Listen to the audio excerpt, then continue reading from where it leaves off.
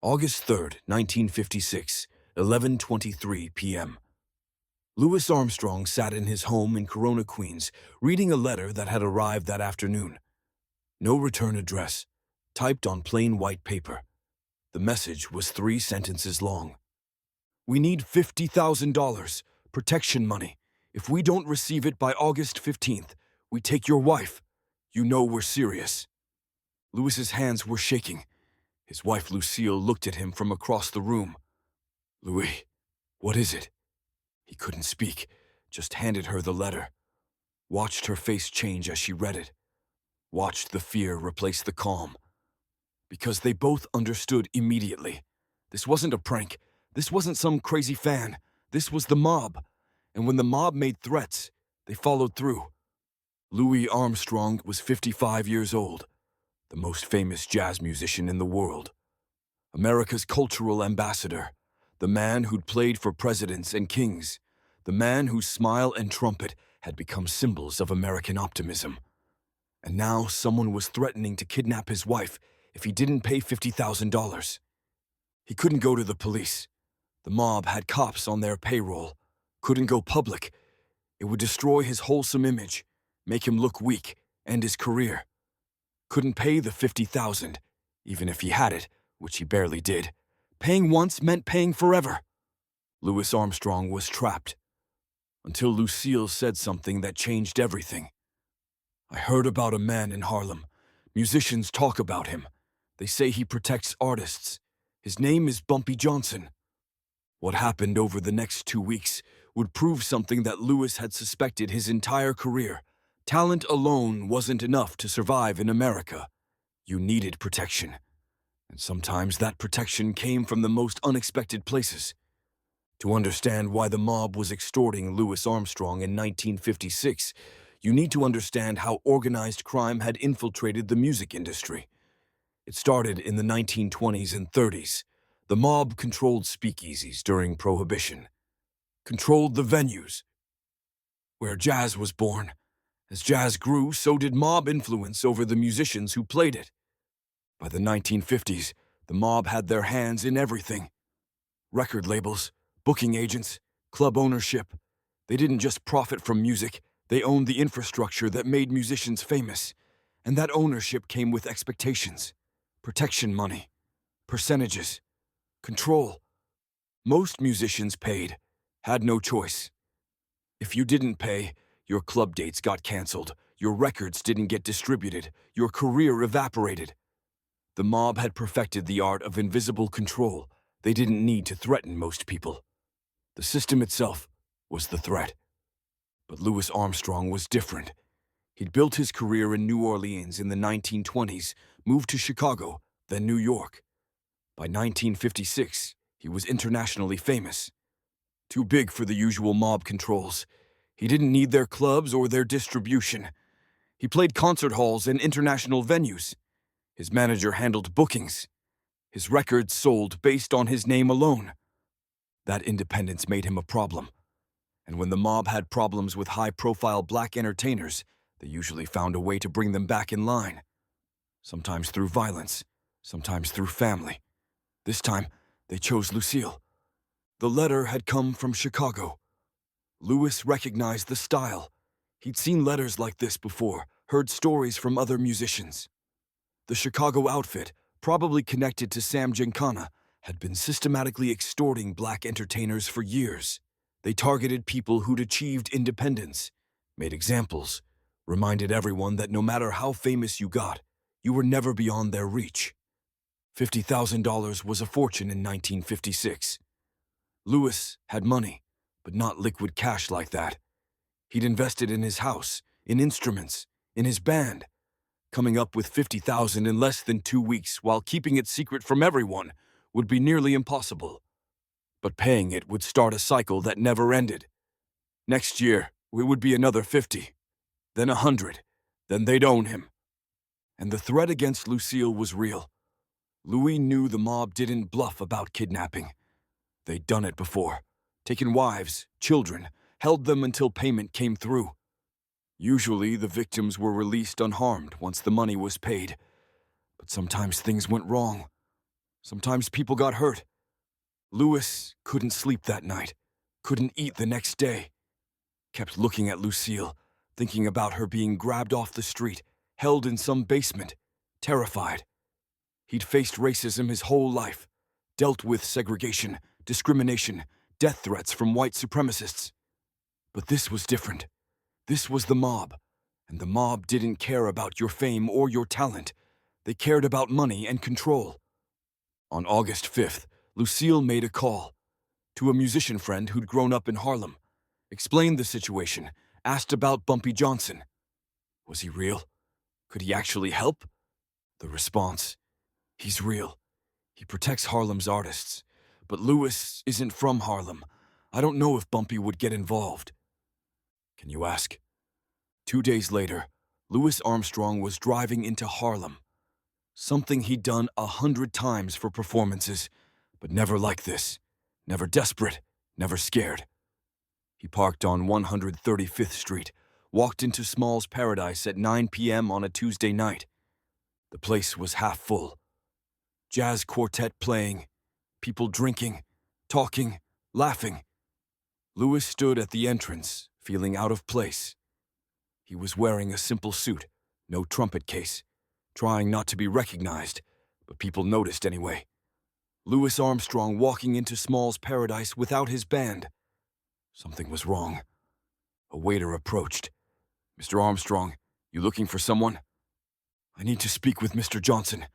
Bumpy Johnson. I was told he'd be here."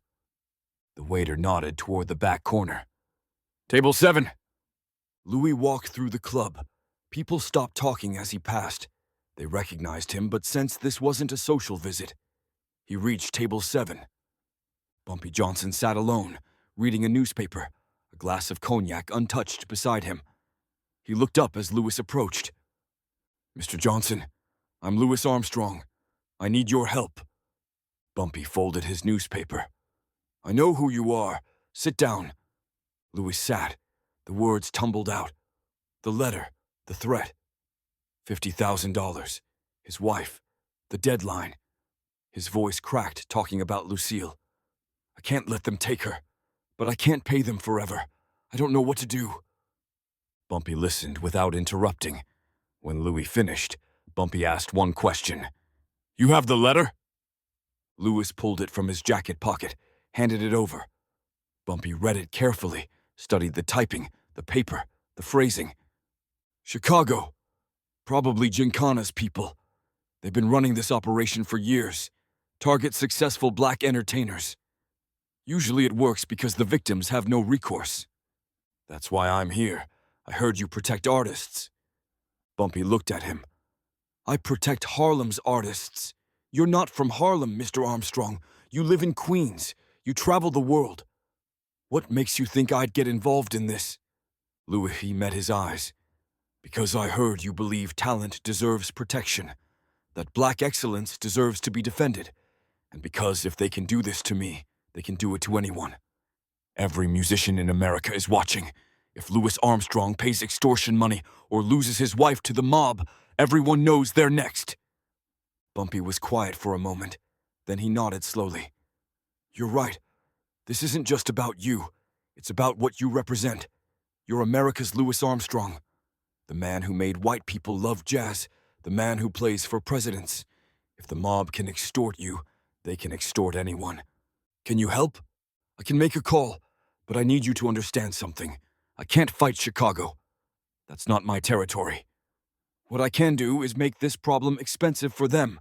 Make them realize that threatening you costs more than it's worth." "How?"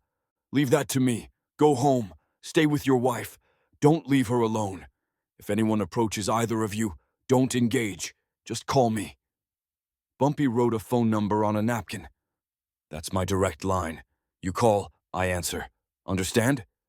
Louis took the napkin. "Why are you helping me?" Bumpy picked up his cognac, took a sip. "Because when you play that trumpet, you make people respect us. You make white audiences see a black man as a genius, not a threat. You're doing more for our people with music than I'll ever do with money and power. That's worth protecting." Louis left Small's paradise that night, feeling something he hadn't felt in 3 days. Hope. The next morning, Bumpy made a call. Not to Chicago, to Miami, to Meyer Lansky. Lansky was the mob's financial genius, the man who'd built Las Vegas, the man who understood that organized crime was a business and businesses needed to calculate costs and benefits. Bumpy and Lansky had a relationship from the Havana days in the 1940s. Not friends, but mutual respect, arrangements that benefited both. Meyer, it's Bumpy. Been a while. What can I do for you? Your Chicago associates are threatening Louis Armstrong. Sent him a letter demanding $50,000 or they kidnap his wife. Silence on the line. Then, I don't control Chicago operations. I know, but you have influence, and I need you to understand something. This isn't some local club singer. This is Louis Armstrong, America's Louis Armstrong, the man who plays for presidents and kings, the man whose face is on magazine covers. You want that headline? Mob kidnaps jazz icon's wife. I see your point. It gets worse. If you let Chicago do this to Armstrong, every black entertainer in America knows they're vulnerable. They'll start looking for protection. Some will find it with me. Some will go to the feds. Some will go public. Your entire system of quiet control falls apart because Chicago got greedy with the wrong target. Lansky was quiet, thinking, What do you want? I want Chicago to back off. Completely. No payment. No threats. And I want them to apologize. Apologize? In person. Armstrong needs to know this is over. Not deferred. Over. That's a big ask. Meyer, think about what happens if Louis Armstrong's wife gets kidnapped. Think about the federal heat, the headlines, the investigation. You'll have senators and FBI directors all over Chicago. Is $50,000 worth that? More silence then. I'll make the call, but I can't promise the apology. Try. 3 days later, on August 11th, 4 days before the deadline, 2 men flew from Chicago to New York. They weren't mobsters, at least not the kind you'd recognize. They were associates, business managers, the kind of people who handled delicate situations. They called Louis Armstrong's house, asked for a meeting. Louis, terrified, called Bumpy first. They want to meet. Is this a trap? No, this is them backing down. But don't meet them alone. Small's Paradise, tomorrow at 3 p.m. I'll be there. August 12th, 3 p.m. Louis Armstrong walked into Small's Paradise with Lucille. Bumpy was already at table 7. The 2 Chicago associates were at table 5, looking uncomfortable. Bumpy gestured for Louis and Lucille to sit with him, then he waved the Chicago men over. They approached table 7 like they were walking to their own execution. The older one spoke first. Mr. Armstrong, Mrs. Armstrong, we're here to apologize. The letter you received was sent without proper authorization. It was a mistake, a serious mistake. There will be no payment required, no further contact. You have our word. Louis stared at them. Your word? We were instructed by our superiors to fly here personally and make this clear to you. This matter is closed. Lucille spoke up, her voice shaking with anger. You threatened to kidnap me, and now you're apologizing like you spilled coffee. The younger associate looked down. Ma'am, we can't undo what was said, but we can assure you it won't happen. You're under protection, both of you. That protection comes from very high levels. No one in our organization will approach you again. Bumpy spoke for the first time. Gentlemen, Mr. Armstrong needs more than words. He needs to know that if he walks down any street in Chicago, in Vegas, in any city where your organization operates, he's untouchable. Can you guarantee that? The older associate nodded. Yes, that guarantee comes from the top. Meyer Lansky himself confirmed it. Louis looked at Bumpy. Bumpy nodded slightly. It was real. The Chicago men left. Louis sat there in silence for a full minute. Then he started crying. Not sobbing, just silent tears. Lucille held his hand. It's over, Bumpy said quietly. They won't come back. Lansky's word is solid. He made Chicago understand that you're too valuable to threaten. The cost of touching you is higher than anything they'd gain. How did you do this? I reminded them that you're not just Louis Armstrong the musician. You're Louis Armstrong the symbol. You represent America abroad. You make white audiences comfortable with black genius. You're too important to destroy over $50,000. They did the math, backed down. Louis wiped his eyes. How can I ever repay you? You already do. Every time you play that trumpet, you make the world respect us. You prove that black talent can't be ignored or intimidated. Keep doing that. That's payment enough. 1 week later, Louis Armstrong performed at the Apollo Theater. Sold-out show. Bumpy had a reserved seat. Third row center. Louis took the stage at 8 p.m. The crowd went wild. He smiled that famous smile. Picked up his trumpet. Before he started playing, he did something unusual. He spoke to the audience. Ladies and gentlemen, before we begin tonight, I want to thank someone. Someone who reminded me that talent deserves protection, that our community protects its own. I won't say his name because he's a humble man, but he's here tonight, and he knows who he is. Louis looked directly at Bumpy, nodded. Bumpy nodded back. Then Louis played. West End Blues. When the Saints Go Marching In. What a Wonderful World wouldn't be recorded until 1967, but that night Louis played wonderful music. And every note was a tribute to survival, to protection, to the man who'd made a phone call that saved his family. For the next 12 years, until Bumpy's death in 1968, Louis Armstrong sent him tickets to every New York performance, and Bumpy attended whenever he could. Watched the man whose trumpet had become America's voice, knowing he'd protected that voice when it needed protection most. When Bumpy Johnson died in July 1968, Louis Armstrong was on tour in Europe. He couldn't make it back for the funeral, but he sent a telegram that was read at the service. A great man has left us.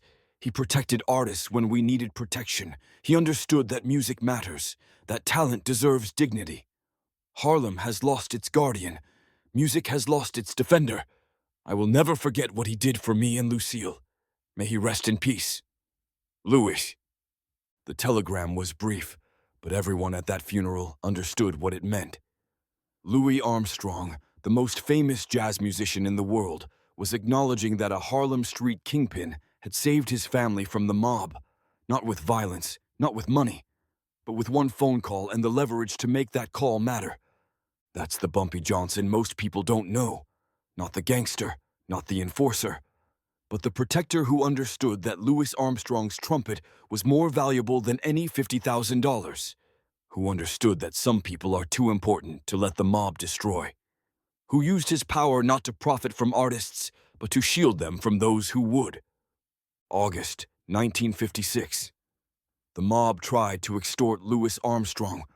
Bumpy Johnson made one call to Meyer Lansky, and Chicago sent men to New York to apologize.